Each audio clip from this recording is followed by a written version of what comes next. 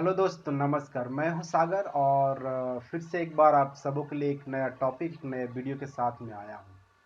दोस्तों, एक्चुअली आज मैं टॉपिक लेकर के आया हूं कि अगर आप लैपटॉप खरीदने का प्लान कर रहे हैं तो किस तरह से अपने लिए एक सही लैपटॉप का चुनाव कर सकते हैं।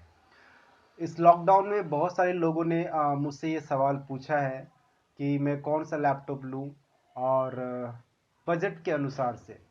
तो जब भी आप लैपटॉप लेने जाते हैं तो सबसे पहले कुछ चीज़ों का ध्यान रखना ज़रूरी है, जिससे आप सही लैपटॉप का चुनाव कर सकते हैं और सही लैपटॉप आप खरीद सकते हैं। मैं सिर्फ लैपटॉप की बात कर रहा हूँ, यहाँ डेस्कटॉप की बात नहीं कर रहा हूँ। इस बात को आप थोड़ा ध्यान में रखिएगा। तो पहला चीज़ है कि अगर आप लैपटॉप खरीदने का प्लान कर लिए हैं, मन बना लिए हैं कि मुझे लैपटॉप ही खरीदना है, तो आप इस वीडियो को पूरा देख सकते हैं। बीच में देख छोड़ेंगे तो आपको समझ में नहीं आएगा। तो सबसे पहला चीज़ कि अगर आप लैपटॉप खरीदने का प्लान कर लिए हैं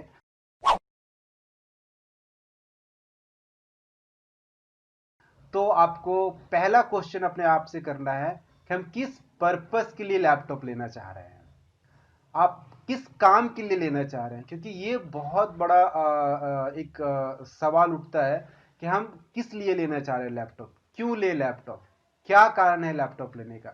हम लैपटॉप लेंगे तो क्या क्या काम करेंगे लैपटॉप में।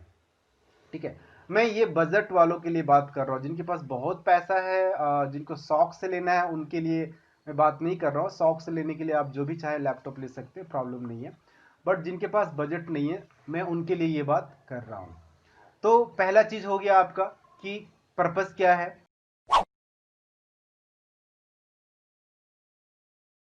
दूसरा चीज आपको देखना है कि मेरा बजट क्या है। बजट बहुत मायने रखता है। अगर आपका बजट 30,000 के अंदर है या 25,000 के अंदर है तो आप उसी फिगर के अनुसार से, जो आपका बजट है उस फिगर के अनुसार से आप लैपटॉप का चुनाव करेंगे। कैसे करेंगे मैं आपको बताऊंगा। अभी बस वीडियो को देखते जाइए, मैं आपको बताता हूं अभी।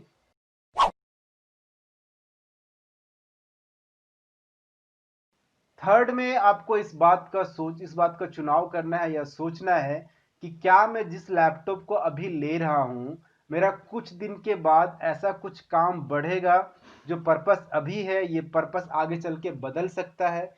ये भी चीज आपको ध्यान में रखना है। तो ये तीन चीज अगर आप ध्यान में रख लेते हैं तो उसके बाद मैं बताता हूं लैपटॉप का चुनाव कैसे करना है। सबसे पहले अगर पर्पस के आधार पे देखें तो अभी जनरली जो पर्पस लोगों का है, ये मेन पर्पस है बच्चों का ऑनलाइन क्लास करवाना। ऑनलाइन क्लास के लिए लोग मोबाइल से कर रहे हैं, लेकिन बहुत सारे लोग लैपटॉप भी खरीदना चाह रहे हैं ताकि थोड़ा सा बच्चे के लिए सुविधा हो जाए। तो उसमें क्या है, ज़्यादा कॉन्फ़िगरेशन, ज़्यादा हाई कॉन्फ़िगरेशन लेने का ज़रूरत नहीं पड़ता है, नॉर्मल में चल जाता है।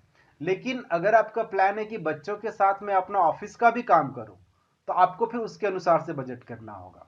ठीक है, तो जो भी चीज़ आप खरीदे, अगर फ्यूचर में सपोज दैट कि अभी आप वर्ड, एक्सेल, पावर पॉइंट में काम कर रहे हैं, आपको फ्यूचर में मान लीजिए आपको डीटीपी का काम करना है, फोटोशॉप में काम करना है, कोरल ड्रो में काम करना है, वीडियो एडिटिंग का काम करना है, तो उसके लिए थोड़ा सा लैपटॉप का बजट बढ़ जाता है। क्योंकि आपका स्पीड जरूरी होता है उसमें, नहीं तो फिर लैपटॉप हैंग करने लगता है। अगर इन सारे चीजों को देख लिए तो लैपटॉप खरीदते समय तीन चीजों का ध्यान रखिए। मैं मिनिमम रिक्वायरमेंट बता रहा हूं यहाँ पे, जो अभी लैपटॉप के बारे में जो बताने जा रहा हूं। पहला है, आप लैपटॉप का प्रोसेसर जरूर देख लीजिए। मिनिमम कम से कम i3 आप लीजिए, और i3 में कम से कम 7th जनरेशन का आप ले सकते हैं। अगर एजुकेशन बच्चों का ऑनलाइन क्लास के लिए ले रहे हैं, आप सिर्फ वही पर्पस है, तो आप 4th जनरेशन तक का भी आपका चलेगा, कोई प्रॉब्लम नहीं है। i3 4th generation. लेकिन अगर यही लैपटॉप आप अगर आप ऑफिस के काम के लिए भी ले रहे हैं, थोड़ा सा और कुछ एक्स्ट्रा काम करने के लिए, तो आप i3 7 जनरेशन में जा सकते हैं मिनिमम, या तो i5 में भी जा सकते हैं, i7 में भी जा सकते हैं। लेकिन आपका जैसे जैसे बढ़ेगा वो आपका बजट बढ़ता चला जाएगा।